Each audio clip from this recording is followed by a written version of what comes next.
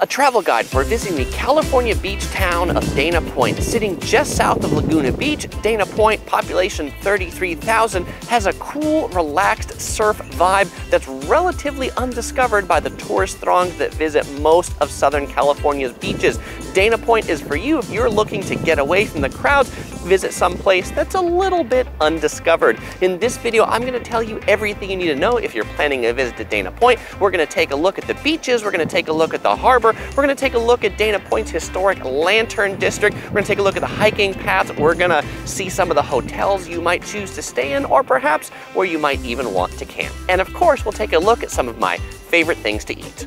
But before we tour the beaches, let me just give you a little background and history on this city. Dana Point is blessed with 6.5 miles of Pacific Ocean facing coastline. It is the southern origin of California's Highway 1, also known as Pacific Coast Highway. It is considered the dolphin and whale watching capital of the world. So if you like dolphins and whales and you want to go on tours, you will find a ton of them here. Dana Point is named after the headland of Dana Point, which is this landmass right here, just on the north side of the harbor, and this is called the Dana Headlands because it was visited by Richard Henry Dana in 1835. He wrote a book about it titled 2 Years Before the Mast, telling a story about his 2-year sailing voyage from Boston to California. As Dana Point grew up, it became a huge surf destination in the 1950s. In fact, California's first surf shop was opened in 1954. Dana Point's also famous for having a historic wave known as Killer Dana. What happened to that wave? Well, in the 1960s, the Dana Point Harbor was built, which pretty much destroyed that wave. Now, the remaining surf is pretty mellow most of the time. The first beach I want to start with is Doheny State Beach. This beach is probably the most well-known and the busiest in Dana Point. Why? Well, it's the easiest to get to. It's right off the 5 freeway and the 1. And also because I think this has one of the best longboarding waves in Dana Point. It's a pretty mellow wave, but it's a super popular place for younger kids to surf or people who just like it more on the mellow side. There's also a campground here. $40 or $60 is what the campgrounds cost. You'll find a ton of picnic tables. There's a kind of beachfront boardwalk that connects to a big bike path. If you didn't bring your own bike, you can rent bikes and surreys here. You'll find on busy weekends and every day in the summer, this beach is lifeguarded. If you're looking to park here, parking is $15 all day parking. You might find some free parking further down where the Dana Point Harbor is or up at the Lantern Bay Park, but the closest parking is $15 for all-day parking. To the south of Doheny State Beach is Capistrano Beach, sometime known as Capo Beach. Here it's a little less busy than Doheny State Beach. Rockstar parking you can get right in front of the sand. Tip, free parking. Park on Coast Highway. You can walk over the bridge, over the train tracks. It's free just on the other side of the train tracks from the beach. Though you will find significantly less sand over here. The beach is not as wide on this side and it is more rocky, though you can still find patches of sand to sunbathe on. If you're looking for a hotel to stay in on this stretch of Pacific Coast Highway, just south of the central part of Dana Point, you'll find 3 hotels. You'll find the Doubletree, you'll find the Surfside Inn, and you'll find a Best Western. Now, just across from Doheny State Beach, right next to Denny's, you'll find Waterman's Plaza. In this plaza, you'll find golden statues commemorating local surf icons. Here you'll find a statue of Hobie, the guy who built that original surf shop in Orange County. You'll find a bronze statue of Bruce Brown behind the camera.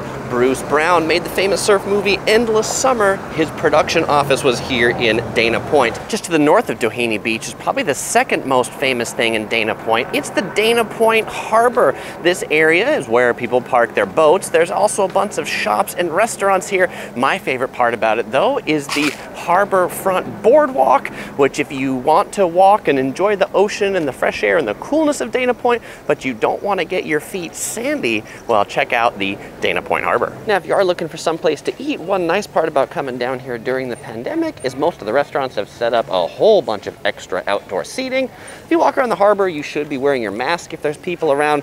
You may be wondering, Chris, what mask are you wearing? Well, today I am Baby Yoda. Now, if you're just looking for a quick snack like a sandwich, a coffee, or an ice cream, check out Coffee Importers. My friend Jeff Graham tells me they have the best bagels in Orange County. The harbor is also an embarkation point for the Catalina Express. That's the ferry that goes to Catalina Island. It usually docks right here. It makes 1 daily round trip on weekdays, 2 daily round trips on weekends. $76 for a round trip ticket. Takes about 90 minutes to get to Catalina Island. The harbor is also the embarkation point for lots of other fun water activities, including whale and dolphin watching, and if you're really adventuresome, parasailing. Just on the north side of the harbor is this cute little beach known as Baby Beach. 1, because it's really small, and 2, because they have this roped off swimming area, so it's really good for little kids. There's no waves here because it's in the harbor. There's also plentiful free parking in the couple parking lots on either side of this beach. Hey, and if your babies aren't ready to get in the water, just bring the baby play yard, keep them in there. Nobody will think it's weird. This is the baby beach after all. Now, I feel like one of the least known beaches is just behind the Ocean Institute.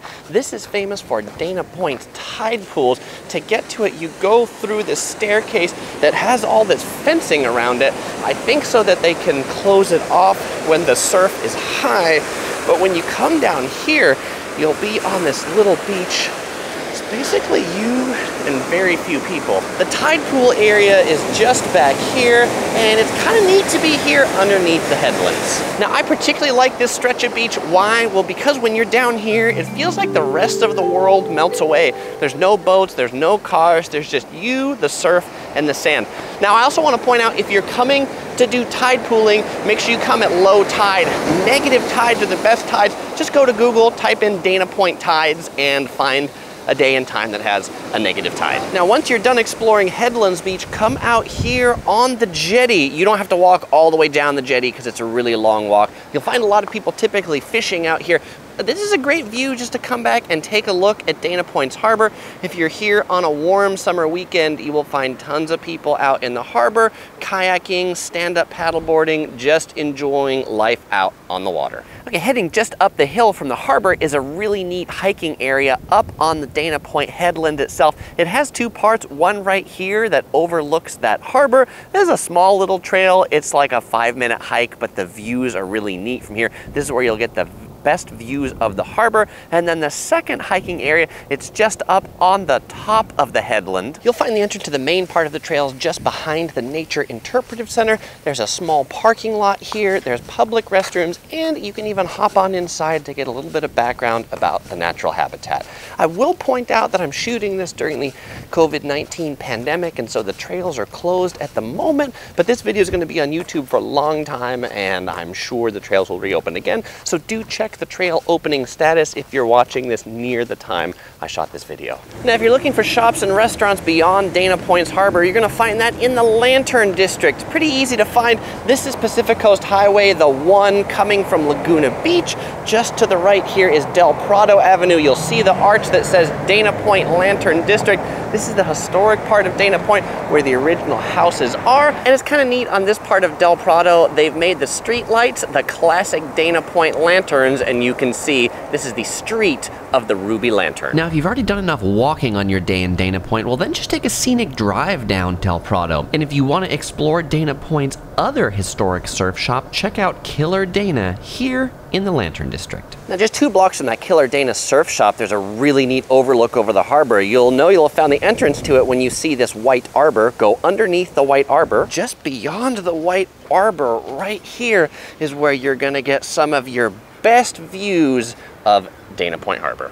Once you've found that viewpoint, don't just stop there. It connects into the Bluff Top Trail. This trail, not very big. It's about 2 city blocks long, but it runs right along the bluff, overlooking the harbor, and the views from the rest of the trail are just as awesome as they were from that scenic overlook. A really neat historic thing on that Bluff Top Trail are these 3 arches. This is the original foundation of the Dana Point Inn, built in the 1930s. This is all that was ever built of the hotel. Due to a stock market crash, they never built it, but these arches remain. Now, heading north on Pacific Coast Highway out of the Lantern District towards Laguna Beach, you'll find the less touristy parts of Dana Point, but there's 2 beaches I want to show you here, and this is also where you'll find Dana Point's 2 mega resorts, the Ritz-Carlton and Monarch Beach. So the first beach here, it's just on the north side of the headland of Dana Point. It's called Strands Beach. This is probably the beach that I go to the most in Dana Point. Why? Well, first of all, there's plentiful free parking on the bluff top. Second, I find this beach to be less crowded than Doheny Beach. And third, I really like this beachfront boardwalk here. It's really neat for walking on. Even at high tide, you can walk and not get your feet wet. You'll find restrooms along this beachfront boardwalk. You'll also find restrooms up at that parking lot at the top. And if you really want to dream while you're here, take a look up at these beachfront houses. This is one of Orange County's most recent beachfront developments, so they're all new mansion-size homes. $10 million and up to buy into this community. The biggest con of this beach, it's quite a few stairs to get down to the beach. I didn't count it, but it feels like about 100. It's not as bad going down, but it is kind of bad going up, especially on a hot day. Now, right next to the staircase, there is a funicular that's supposed to run down to the beach, but I've never actually seen the funicular work. Overlooking Strands Beach, you'll find one of those luxury mega resorts I talked about, the Ritz-Carlton Laguna Niguel. Now, the final beach we're going to visit is Salt Creek Beach. You could get there by walking on the beach just past the Ritz-Carlton, but I'm lazy, so I'm going to drive. Okay, so after a short 3-minute drive down Pacific Coast Highway, we are now at Salt Creek Beach, just on the other side of the Ritz-Carlton that we saw in the last shot. Now, this beach is wider than Strands Beach. It's also better to go in the water here because it's less rocky. This is actually a really popular bodyboarding wave, though I don't come to this beach as much as Strands Beach, mostly because the parking lot here is a pay parking lot. The journey down to the beach takes just about as long as from Strands Beach, though here it's a road instead of a staircase. Now, one cool thing about this beach is that if you don't want to walk up, there are beach shuttles available that'll take you up in these kind of extra big golf carts for the reasonable price of $1. Now, this side also has a beachfront path of sorts, though not as nice as the one at Strands Beach. Salt Creek probably is the more famous of the two because this was the beach that inspired that poster that we saw earlier from Bruce Brown's Endless Summer. Another great spot for a picnic is the park overlooking Salt Creek Beach. Lots of people sitting here to enjoy the ocean views. If you didn't bring food with you, well, you can pick up some snacks at Zach's right by the beach. Classic beach eats. But speaking of food, my favorite thing to eat in Dana Point is Lupe's Mexican Eatery. They have really good classic Mexican taco shop eats. In particular, I like the Al Pastor. It's slow roasted spicy pork that is carved up Mediterranean shawarma style. Really good in the tacos, burritos, or the fries. Try it all. If you want to know more about Lupe's, I've got a whole video on it. You'll find the link in the description or the card up on the screen. Now, there's one last thing to know before you go to Dana Point, and that is if you enjoyed this video, I've got more videos on California coastal cities. You might enjoy checking out San Clemente, which is just to the south of Dana Point, or heading north beyond Laguna Beach. You might want to check out Newport Beach, check out Balboa Island. It's one of my favorite places to visit in Orange County.